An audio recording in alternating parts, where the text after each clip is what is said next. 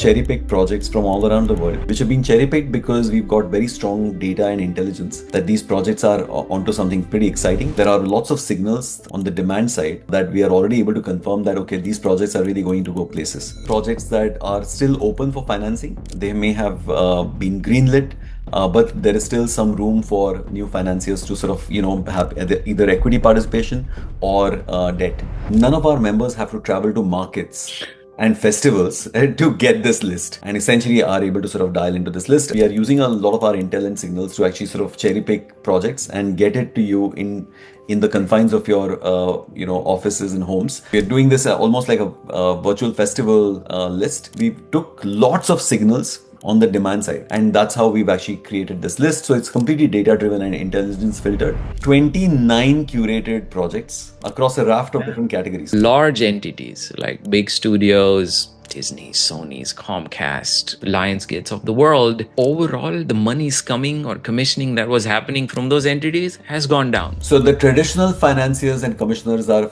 financing less projects. How do you have more projects going through or to the finish line in spite of the traditional support structures for financing actually going through a dip? Yeah. The same report will actually, and the reasons will actually be available for all our paid members, for download.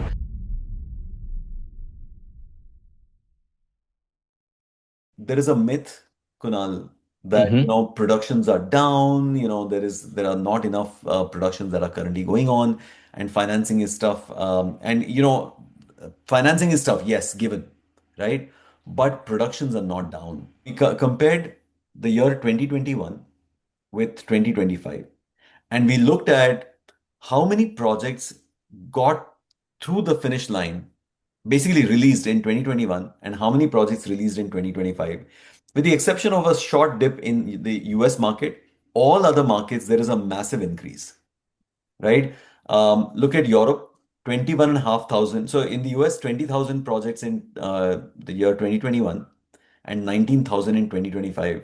These are just releases, right? Right. Europe increased almost 20% from 21.5 to 25,000.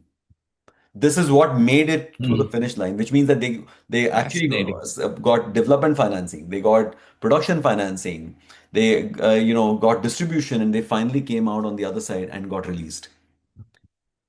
LATAM. Up 4 to 6,000, right? So again, the whole idea, in Atul, to your point, we were just discussing about it. Money's a little tough, right? Yeah. So you look at US, and we talked about this in detail.